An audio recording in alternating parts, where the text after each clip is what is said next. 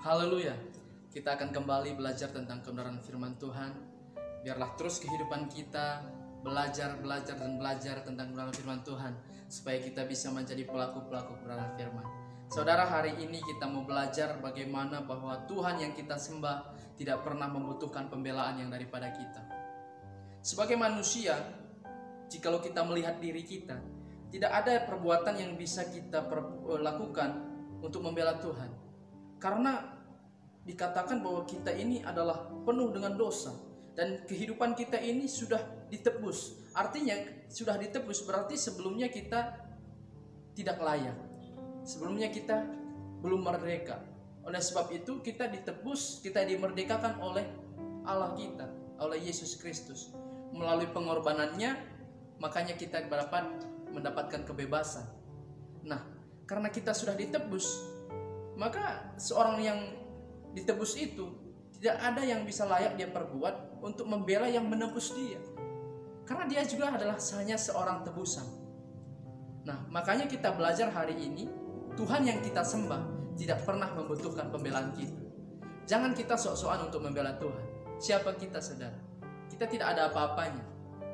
Tetapi sebagai orang-orang percaya, kita perlu mengakui siapa Tuhan kita. Kita memiliki Allah yang luar biasa, kita memiliki Allah yang menciptakan langit dan bumi. Itu perlu kita akui. Tetapi untuk membela Tuhan, kita tidak ada kapasitas untuk membela Tuhan. Hari ini kita buka Alkitab kita di dalam Matius pasal yang ke-26 ayat yang ke-51. Saya bacakan bagi kita semua. Tetapi seorang dari mereka yang menyertai Yesus mengulurkan tangannya, menghunus pedangnya dan meletakkannya kepada hamba imam besar sehingga putus telinganya. Maka kata Yesus kepadanya, "Masukkan pedang itu kembali ke dalam sarungnya, sebab barang siapa menggunakan pedang akan binasa oleh pedang. Atau kau sangka bahwa aku tidak dapat berseru kepada Bapakku supaya ia segera mengirim lebih dari 12 pasukan malaikat membantu aku? Jika begitu, bagaimanakah akan digenapi yang tertulis dalam kitab suci yang mengatakan bahwa harus terjadi demikian?" Saudara, yang kita baca nas kita hari ini yaitu Tuhan tidak membutuhkan pembelaan kita. Tuhan berkata seperti ini ketika dia diserahkan, ketika dia ditangkap oleh imam besar. Pada malam itu Yudas Iskariot menyerahkan dia kepada imam besar.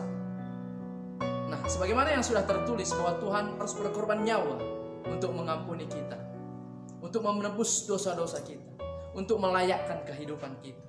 Itu sebabnya kita belajar hari ini bahwa Tuhan tidak pernah membutuhkan pembelaan kita. Dan di ayat yang ke-53 dia berkata begini, saudara, ini buktinya bahwa Tuhan yang kita sembah tidak pernah membutuhkan pembelaan kita. Atau kau sangka bahwa aku tidak dapat berseru kepada Bapakku supaya ia segera mengirim lebih dari 12 pasukan malaikat membantu aku? Tuhan bisa membela dirinya sendiri. Jikalau dia membutuhkan pembelaan, berarti dia bukan Tuhan.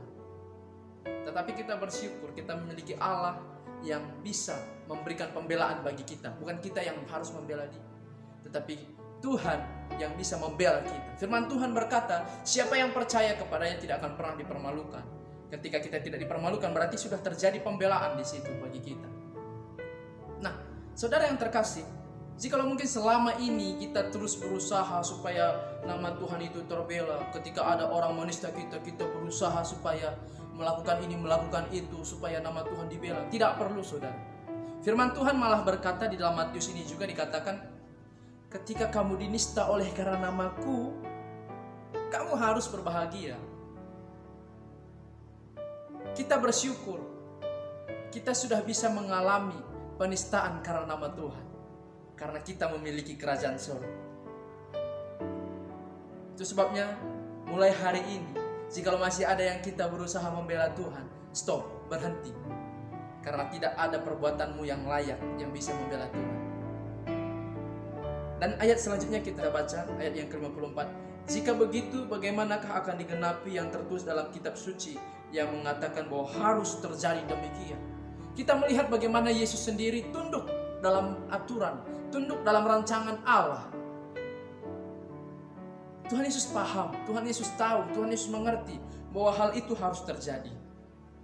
Bahwa dia harus diserahkan, dia harus dikorbankan untuk menjadi penebus bagi dosa setiap umat manusia. Dosa saudara dan saya. Itu yang dia tebus, yang dia tanggung di kayu salib. Kita sebagai orang yang ditebus, bagaimana mungkin perbuatan kita bisa membela sang penebus? Tidak akan mungkin bisa terjadi. Oleh sebab itu stop bela Tuhan, tetapi akui Tuhan dalam setiap perbuatanmu. Akui Tuhan dalam setiap perkataanmu. Akui Tuhan dalam setiap tingkah lakumu. Dalam setiap aspek-aspek kehidupanmu, engkau perlu mengakui Tuhan. Jangan pernah malu mengakui Tuhan. Karena ketika engkau mengakui Tuhan, maka Tuhan juga akan mengakui engkau sebagai anak. Biarlah firman Tuhan hari ini mengajarkan kita bagaimana kehidupan kita. Kita perlu mengakui Tuhan. Bagaimana kehidupan kita harus bisa mengakui Tuhan, bukan membela Tuhan. Kita memiliki Tuhan yang bisa membela kita. Tetapi kita sebagai orang percaya, sebagai anak-anak Tuhan, harus mengakui Dia sebagai Tuhan dan Juru Selamat kita. Puji Tuhan, Tuhan Yesus memberkati kita semua.